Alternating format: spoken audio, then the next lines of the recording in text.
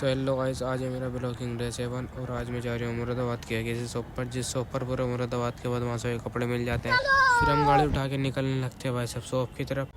तो फिर वैसा थोड़ी बहुत देर वेट करने के बाद फिर हम पहुँच ही जाते हैं थोड़ी बहुत देर में, मगर अभी पहुँचे नहीं है, अभी पहुँच जाएंगे, रुक जाओ सबर रखो।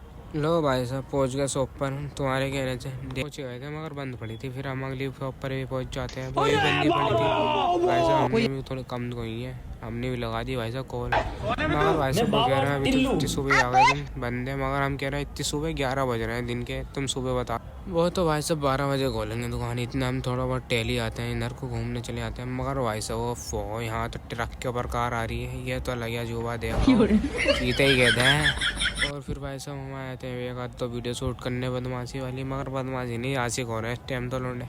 तो फिर भाई साहब हमारी वीडियो भी शूट हो ही जाती है एक आध, तो अगर आपको देखनी है तो मैंने बायो में लिंक दे दिया, वो उसमें जाके चेक करो। और फिर भाई साहब हम आई जाते हैं शॉप पर, फिर आन के थोड़ी बहुत देख लेते हैं अपनी शिकार, मगर इतनी खास नहीं हो रही। अब देखने लगते हैं, हमने कपड़े ले लिए थे, ये पसंद कर ही लिए थे, मैं आपको नहीं दिखाऊंगा मैं सही से, कभी घर पर कह दो मेरी अम्मी से।